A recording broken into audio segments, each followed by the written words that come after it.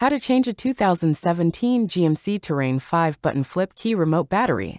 Now here's Sergeant Locksmith to show you how. Let's change the battery out on our GMC Terrain 5-button flip key remote. For this task, you will need a flat tip screwdriver and your battery, which is a CR2032.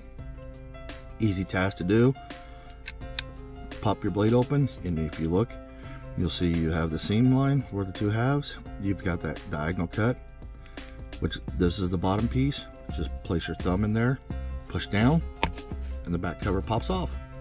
Take this flat tip, you notice there's an indentation over here, put it right in there, and you want to lift up to pop it out. These right here provide the spring tension.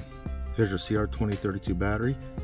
Go ahead and slide it back in, and you notice it goes under that little lip right there, and when you get in, push it down, and it should lock in with the other tabs. Go and put the back cover on. There you go, you've changed it out. Hey, thanks again for watching, and let's be safe out there.